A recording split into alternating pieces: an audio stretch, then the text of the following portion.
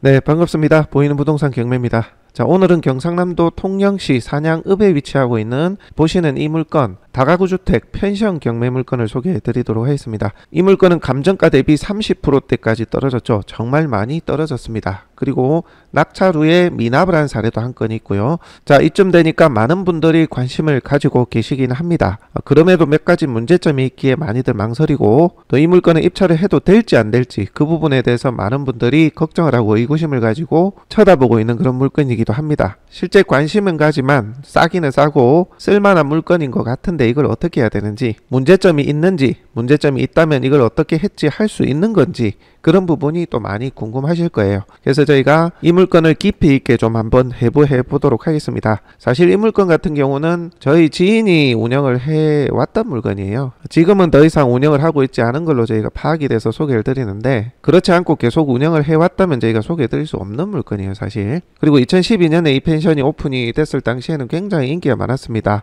해양 레저 그런 관련해서 같이 이제 홍보도 하고 했기 때문에 오픈 당시에 저희가 촬영도 하고 했던 그런 물건입니다, 사실.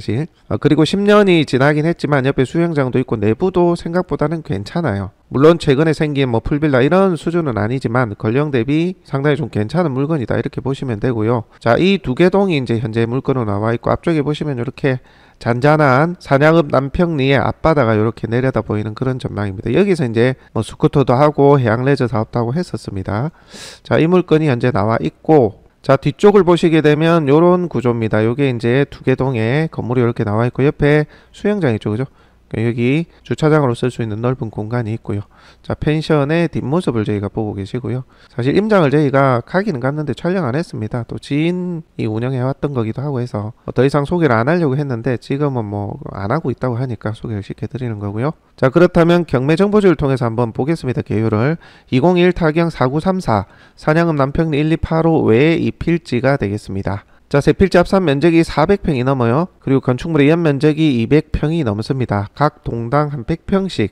공부상 면적은 그렇게 보시면 될 것 같고요. 감정가가 12억 정도 되는데 현재는 33%까지 떨어졌습니다. 3억 9,200. 정말 많이 떨어졌죠, 그죠? 현재 미납 사례까지 포함해서 8차 가격으로 3억 9,200 나와 있습니다.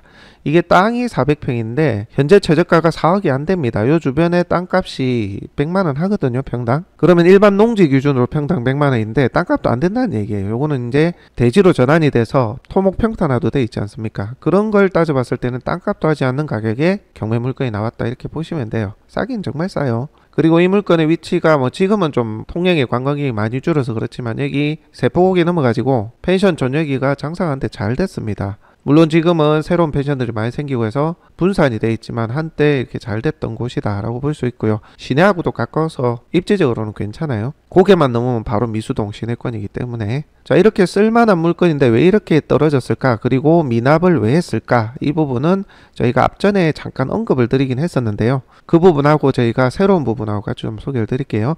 자, 토지는 도로 두 필지 포함해서 대지까지 해서 400평 정도고요. 건물은 보시게 되면 건축물의 연면적이 40평이 좀 안 되게 해서 3층 건물로 이렇게 되어 있습니다. 해서 거의 동일하게 두 개 동으로 되어 있고요. 준공은 2012년 이렇게 되어 있습니다. 제시외 데크 이제 이렇게 되어 있고요. 다른 특이사항은 없고, 임차인 부분도 낙찰자의 인수 대항할 수 있는 권리는 없습니다. 자, 등기부 연항에도 특이사항은 없어요. 자, 그렇다면 이 물건이 뭐 권리상 하자나 다른 문제가 있는지 이 부분을 보고 여러분들이 입찰 여부를 판단하시면 되겠죠. 여러분들 이 부분 맞나요? 맞을 수도 있고 안 맞을 수도 있어요.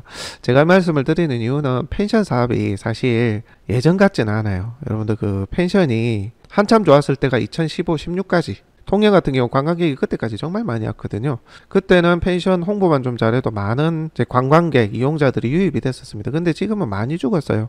코로나 이후에는 뭐 전국적으로 더더욱 이제 줄었죠. 그리고 펜션들이 가격은 비싸면서 고급 펜션들, 풀빌라나 다른 제반 시설이 있는 이런 펜션들이 좀 인기가 있습니다. 요즘은 권령이 좀 되고 이런 펜션들은 리모델링 하더라도 사실 그 형태를 바꾸기는 어렵잖아요. 안에 뭐 그냥 도배장판하고 데크 이렇게 좀 정리하고 그 정도잖아요. 그래서 사실 경쟁력이 금액이 많이 떨어져요. 그래서 여러분들 이게 싸다고 무조건 매입할 건 아니고 내가 실제 거주를 하면서 조용한 곳에 생활하면서 내가 이용객들도 오게 하면서 내가 그렇게 주거 및 적절하게 좀 사업을 하겠다 하시는 분들이 보셔야 됩니다.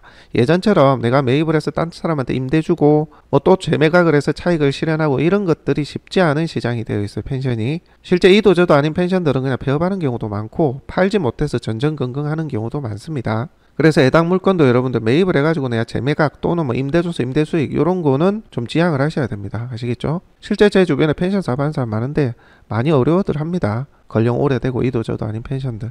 자, 그 부분부터 여러분들이 냉정히 따져보시고 보셔야 됩니다. 왜 그러냐면 이 펜션이 법이 좀 바뀌어가지고 예전에는 사고 나서 전입해서 바로 사업을 할 수 있었잖아요. 근데 지금은 외지에 사는 분들은 사고 나서 전입하고 6개월 이후에 농어촌 민박 펜션 사업을 할 수가 있다고요. 그리고 또 임대를 주는 것은 더 문제예요. 3년 뒤에 전입하고 3년 뒤에 해당 임차인이 임차를 할 수가 있습니다. 이러다 보니까 펜션이 투자 및 임대 사업으로 재미가 없어졌어요, 사실. 그래서 그 부분을 감안하시고 실제 내가 운영을 하겠다. 타 지역에 있더라도 내가 이렇게 6개월 이상 머물면서 그런 조건을 갖춰서 내가 실제 살면서 이렇게 이용객들을 유치하겠다 하시는 분들이 보시라는 말씀입니다. 자, 어찌됐건 그런 용도와 목적에 맞으시는 분들이 입찰을 하고 싶으나 많이 망설여진다, 뭐 이런 말씀을 많이 주십니다. 자, 그렇다면 이 물건 어떤 문제가 있는지 한번 보도록 하죠. 자, 이 물건은 일단 농어촌 민박에 대한 허가 조건을 갖추지 못한 펜션입니다. 그래서 여기 보면 어쩌고 저쩌고 뭐 이런 내용들이 있어요. 이게 무슨 얘기냐면 농어촌 민박 요건도 안 되기 때문에 농어촌 민박 사업을 할 수가 없고, 현재 상태로는 그렇다면 숙박시설로 인허가를 낼 수 있느냐, 그것도 안 됩니다. 용도지역이 지금 자연녹지 지역이기 때문에 숙박시설로 할 수 없다는 얘기예요. 그래서 이 물건은 내가 이대로 매입해서 사용을 할 수가 없다,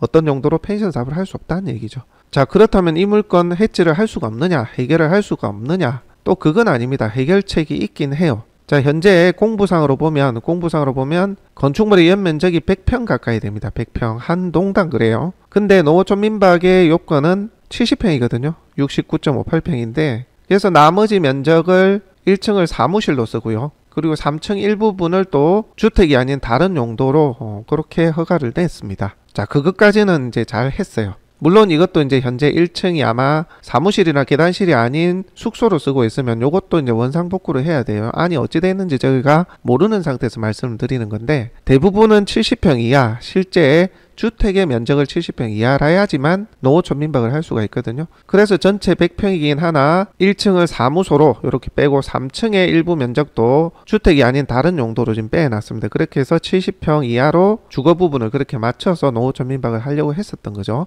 자, 두 개 동 다 그렇게 건축물 대장상에 용도 변경이 되어 있습니다. 근데 용도 변경을 해놔놓고 실제 주거 용도로 쓴다면 요거는 이제 사무실 용도나 제 용도에 맞게끔 부분적으로 주택이 아닌 면적으로 해놓은 거는 주택이 아닌 면적으로 실제 만들어 둬야 되는 거예요. 예를 들어서 이거를 사무소로 해놨는데 주택처럼 이렇게 뭐 싱크대 넣고 뭐 침실 넣어놓고 이렇게 됐다면 그걸 다 빼내야 된다는 거죠. 사무실 용도로 맞춰야 되는 겁니다. 그거는 부분적으로 철거를 하시면 되겠죠, 그죠? 자, 그런 문제는 그렇게 해결을 하실 수가 있는 거고, 옆동도 마찬가지 70평 이하로 만들어야 된다는 거예요. 자, 그런데 그것만으로 또 이게 해결이 되는 건 아닙니다. 자, 어떤 걸 얘기를 드리냐 하면, 자, 요게 지금 토지의 경계거든요. 이게 지금 한 필지예요, 한 필지. 자, 한 필지라는 것은 이 건물이 하나의 집원이라는 거죠. 하나의 집원. 건물 두 개 동이 하나의 집원에 있는 겁니다. 하나가 이제 가동, 나동 이런 식으로 감정평가가 됐는데, 실제 이 물건 같은 경우는 집원이 하나면은 한 개 동에만 농어촌 민박이 허용이 됩니다. 이해되세요? 그러니까 한 개 동은 농어촌 민박을 할 수가 없다는 거죠. 자, 그러면 실질적으로 현실적으로 이 두 개 동을 전부 다 농어촌 민박으로 쓰려면 어떻게 해야 되느냐? 자, 여기를 자릅니다. 잘라가지고 필지, 집원을 달리 해가지고 소유주를 달리 하거나, 한 사람은 소유주, 한 사람은 임차인 형태로 해서 두 개 동을 운영을 해야 되는 거죠. 실제 이런 식으로 편법적으로 농어촌 민박을 활용하는 사람들이 많죠. 두 개 동, 세 개 동, 네 개 동 막 이렇게 지어가지고 전부 다 소유주를 달리 하거나 각자의 임차인을 넣어가지고 실질적인 펜션 운영자는 한 사람인데 농어촌 민박을 각각 이렇게 운영하는 것처럼 여러 개 동을 이렇게 나눠가지고 실질적으로 운영을 하는 사례가 많습니다. 이 물건 역시도 그렇게 해야 되는 물건이 되는 거죠. 자, 그렇게 따져봤을 때는 여기를 이제 자르면 되는 건데, 여기를 자르면 문제가 또 있어요. 필지를 이제 분필 분할을 할 때 이미 건물이 들어서 있지 않습니까? 그죠? 자, 이 건물이 건폐율 및 용적률에 부합을 하는지 그걸 봐야 되는 거거든요. 물론 주차장도 봐야 되는데 주차장은 큰 문제는 없어 보여요. 여분의 땅들이 있고 하기 때문에. 자, 이렇게 잘랐을 때 건폐율 용적률 산정에 문제가 없느냐 그걸 봐야 됩니다. 그렇지 않으면 분필을 못 하거든요. 분필을 못하면 이 두 개 동 중에 한 개 동만 펜션을 할 수 있다는 얘기, 한 개 동은 못 한다는 얘기입니다. 여러분들 펜션 사업 해보시면 아시겠지만 인허가 조건을 못 갖추면 주변에서 민원 찌르고 막 난리 납니다. 그렇기 때문에 여러분들이 요건을 맞춰야 돼요. 그 장사 시세 무시 못합니다. 자, 이렇게 분필을 하려고 하면 건폐율 용적률 산입이 되는지를 봐야 되는데 제가 이게 정확한 건 아닙니다. 자, 건폐율이 제가 나름 계산해 보니까 건폐율이 40평 정도가 좀 안 되더라고요. 그리고 용적률은 한 100평 조금 안 돼요. 건축물 대장상 그렇습니다. 그러면 이게 지금 자연 취락주의고니까 건폐율 60% 용적률 100%거든요. 그렇다면 건폐율과 용적률을 충족하려면 이 100평만 되면 돼요. 잘랐을 때 얘기입니다. 자, 근데 제가 위성으로 이렇게 대충 잘라보니까 140평 가까이 나와요. 136평 정도 되거든요. 그래서 건폐율 용적률 산입에는 문제가 없다. 필지 분할을 건폐율 용적률 초과하지 않게 할 수 있겠다라는 생각이 들었습니다. 물론 이거는 건축 설계 사무실을 통해서 정확하게 이렇게 해봐야 하지만 나오지만 이 정도 오차면은 저희가 괜찮다라고 추정을 합니다. 물론 100%는 아니에요. 저희가 나름 이렇게 계산해 본 겁니다.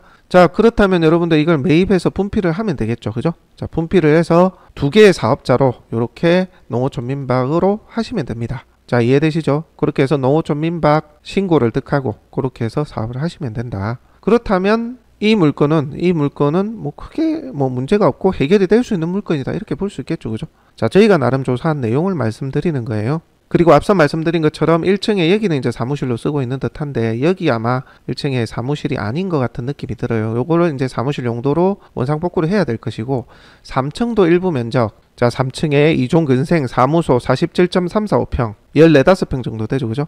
자, 이 면적을 사무소 용도로 바꿔놔야 된다는 거죠.